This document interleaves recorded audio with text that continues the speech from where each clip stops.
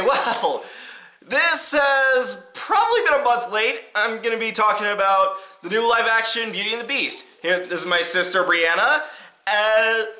If you couldn't already tell from what she's wearing, she is a huge fan of the original animated Beauty and the Beast. And she also, for some time, has kind of wanted to get into the whole internet video making thing. So I figured to have her join me for this one. Isn't he generous? And also note, we are going to have spoilers for this movie, so if you care about that, just...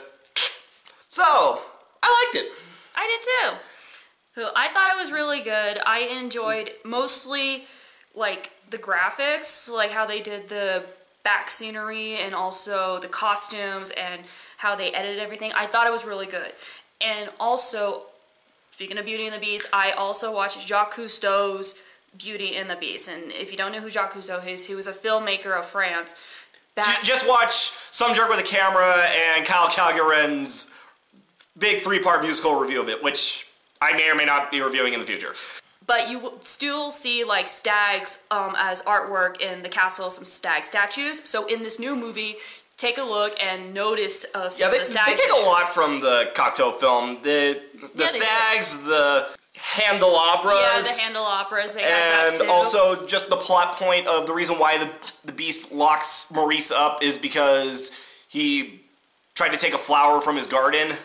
Something I wanted to note about this movie is that I've noticed that a lot of people don't like it because it's trying too hard to be like the '91 animated film, which I can see, but part of the reason why I was able to enjoy this movie was because I didn't go into it wanting it to be like this completely new version with the original film as source material.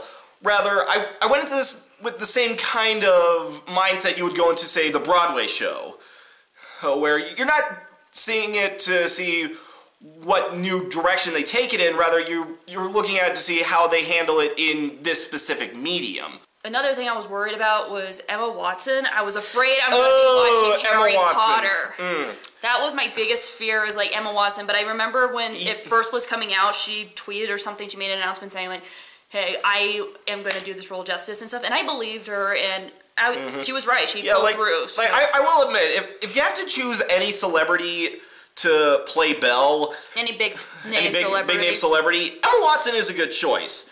And she's serviceable in this, definitely. But speaking of Emma Watson, let's talk about that singing voice. Here's another thing that bugged me so much, is that I felt like she was constricted. So like, come to her singing, she hit every note the way it was supposed to be hit, but she didn't exactly sing it. If you know what I mean. Yeah, I get that. So for example, when she goes to sing, I want adventure in the big wide somewhere, it felt like she was constricted. So she's focused on trying to make the musical note, not really get into it, like get into the character and like be like wanting to go out there. It just felt like she was too focused on that. My thought is that it is pretty obvious. You can hear the auto-tuning in this at times. I mean, I remember when I first heard her singing, I couldn't put my finger on what was wrong with it. It just kind of sounded too modern to me. It did. As opposed to the more classic, timeless feel that Paige O'Hara has. Like, I will give Emma Watson some credit, as one thing that I did enjoy about her singing is when it comes to the new songs that were written for this movie, I actually didn't think she was that bad at all. It's just when it comes to the songs that were in the original movie, it's like you have the original voice actress to compare it to, and she just doesn't hold a candle to that. The other actors in this movie, I feel they do a pretty good job. It's very clear that they specifically chose these people to play these roles, and for the most part they work. I actually like, what was his name, Dan Stevens as the Beast. One thing I like about his performance is that he does kind of sound like the original Beast for a lot of his lines, especially when he's getting like really angry. But it's never too much like the original. They even gave him a backstory too, so I was able to get more invested. Yeah. I was able to get more invested into it. But unlike Belle, she wasn't able to they tried to make her too much as the animated one. As to the Beast, he was able to be more himself. That's what I should have said. Yeah, but that does bring up kind of a problem with the movie, is that, yeah, they have this backstory about how the Beast was probably abused as a child after his mother died, but they don't really go into it enough. That's a good point too, because also at the beginning, when there's this rose garden where there's a nice little bench where the Beast sometimes reads, and that's where Belle's father plucked a flower. I think I might know where you're going with this. It would have been interesting if, like, say, that was his mother's garden or something like that. Yeah, like that. That could have been really good to kind of explain, like, why does he read there? Why does he like this garden so much? And how come he got so furious as to arrest a man for the rest of his life? Although I do like that one line that he has early on in the movie where he says, "A life sentence for a rose? I received a terminal damnation for one. I'm merely locking him away." The other things I want to give credit to this movie, I like how they tried to sort of fill in some of the plot holes that are constantly made fun of about the original movie. Like, such as, like, first off, how come the people of the local village seemed to suddenly forget that they had a prince? That this was their castle. And like that, they included that in the backstory, that part of the curse was that anybody who didn't live at the castle completely forgot about it. That was good. I also liked how they turned that as the rose petal falls, not only are they going to be what they are now forever, but they're turning into completely the inanimate objects that they're going to be losing souls. Like, that adds much higher stakes to the Beast trying to find true love. That's a lot of pressure on them, and that is a curse. It was also an interesting touch, though, like, every time one of the rose petals falls, the castle crumbles. Yeah, like that was a pretty nice touch, too. So you kind of, like, you see the harm that every rose petal falls. It really does its toll on everybody. Yeah, the other actors, I think, were really good choices. You got Ian McKellen as Cogsworth. that was fun. Emma Thompson as Mrs. Potts was a good choice. Frickin' Ewan McGregor as Lumiere.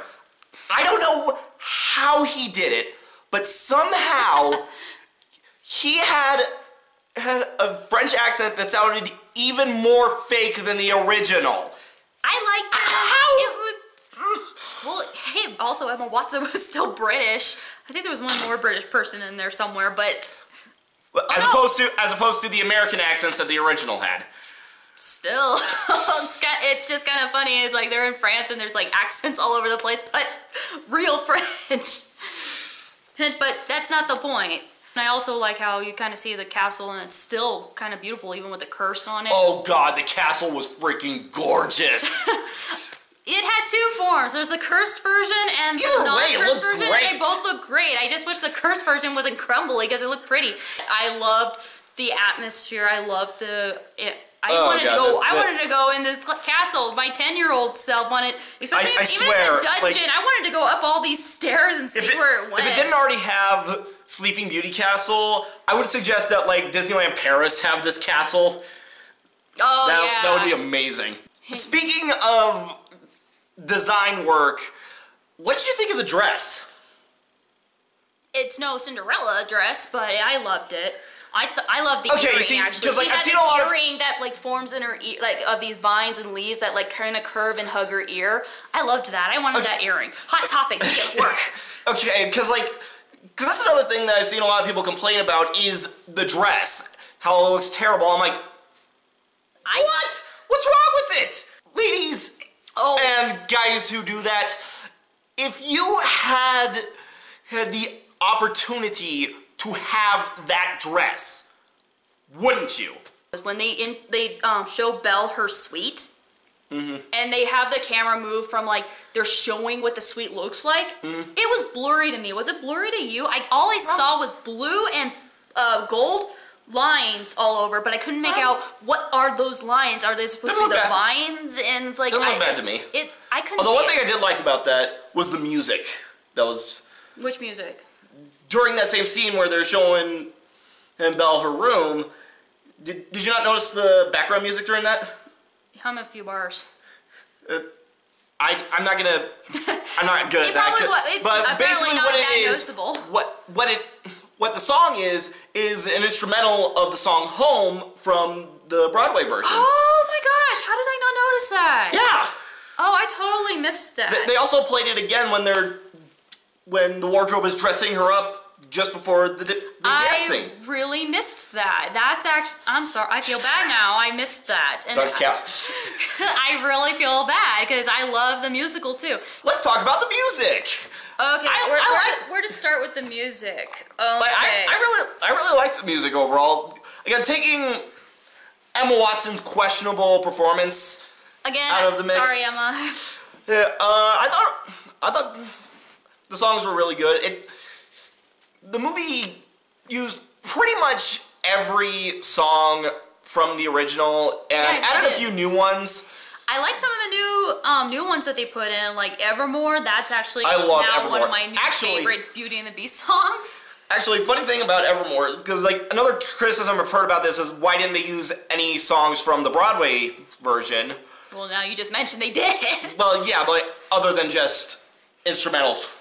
Okay. Actually, But anyway. Yeah, go for it. Anyway, I think that Evermore could actually make a good counterpiece to the song If I Can't Love Her. That I agree. It does make a good counterpiece. It wasn't until the Beast starts singing Evermore, I'm like, dude, I want to hear the Beast sing some more. That's awesome. Too bad. Why didn't they have him sing a few more songs earlier on? But then, then I thought if I wanted to go see the Broadway. Yeah. Okay, so if I want to hear him sing more, go see the Broadway and. Yeah. So. Yeah, Evermore was good. Days in the Sun, it again touches on that very loosely defined backstory for the Beast. Very Which, loosely. like, when I saw this movie, I thought that entire song was going to be about his backstory. I did too. But when it starts off like you see the Beast as a little boy, and he's looking over his mother on her deathbed. No, death corpse. I think she was dead. She was cold. She was like pale, sick, and she was moving. I think she was already dead. Yeah, and then his father like takes him away, and it's like, oh my god, we're gonna get more into this backstory, and then it just cuts back to modern day, and it's like. Anyway, so yeah, Days in the Sun was good. How Does a Moment Last Forever? The two versions of the songs, one sung by Maurice. Which I like the one by Maurice. That was really good. I loved it because I actually felt like I was like, this is awesome. You see Belle's father, like that was a good adaptation to Maurice's character, and I was like, oh, he's so sweet. Oh. Talking about the songs that were in the original movie, how they were handled somewhat differently in this. The opening song, Belle, pretty much the same thing for the most part. Belle Reprise, it was okay. Oh my gosh, I hated it, honestly. Really? Well, no, she's like, Madame Gaston's like, that was okay, and she was doing it all right. I thought it was hilarious when she took the chicken. Yeah, she throws it out at the chicken. No, she doesn't even throw it at the chicken. She throws it out into the street away from the chickens. No, I thought she threw it at the chickens. I was just like, well, no, like looking at it, like I'm gonna be using the camera's video thing. Like she was like right here. The chickens are here. She throws it out here. Here, I'm just like thinking, damn, she's mad. She throws the chicken feed. Gaston. Again. I know what you're gonna bring up with this. No, that's not what I'm gonna bring up. I'm just gonna say I originally didn't like the Gaston song. I mean, I liked it. No, I liked the Gaston song in the original Beauty and Beast. It's okay. But if I'm like listening to songs, like if I was to choose which song from Beauty and the Beast to listen to, that would probably be like my fourth song I would choose. But in this version, top 2, top 3 maybe? Hey, yeah, I enjoyed it. It was a lot of fun. It's a fun song. They actually updated it pretty well. Actually, funny thing about that, apparently the new lyrics for the song were actually original lyrics written by Alan Menken and Howard Ashman. Oh, cool. Like, they were written for the original version of the movie. Is that fair? I don't care. Part of the song where they're like singing, and then there's this big musical break. Like Gaston singing, it's like I ate 4 dozen eggs, and then I'm a size of a barge, and then they played the song. It sounds like a beginning to a country music. And that was the first thing that came to mind when I heard the song. Bring it back. It sounds like it could be the opening for Oklahoma.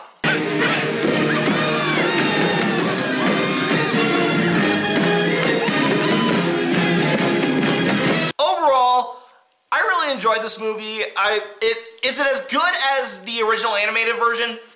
Not really. One thing that I thought about when this movie was over, I'm like thinking, if the original never existed, could this film stand on its own?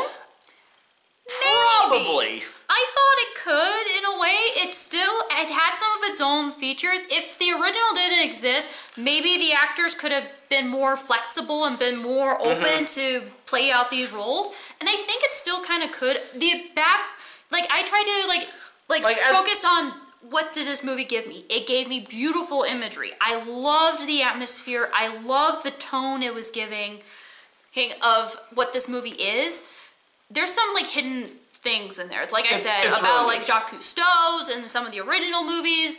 It's something definitely you want to watch a couple of times more. Did you say Jacques Cousteau? Yeah, the stag, remember? It's Jean Cocteau. Jean Cocteau is a marine biologist. I did. You're right. I mean Jean Cousteau, not Jacques Cousteau. Jean Cocteau. Whatever, Jacques Cocteau. Say it with me, Shelly. I am so sorry. Jean Cocteau. But anyway, my point is the background imagery of the stags and the atmosphere of the candle. It's definitely worth watching a couple of times just for the set. Yeah, the sets are gorgeous. I think that the actors do. Some of them are really good. Some of them are just serviceable. And I really enjoy the music. I always love watching Disney musicals. They're always so much fun to watch. All the new songs really fit in with the old songs great. If I had to choose between the two, I would definitely go with the animated version. Animated version is still better.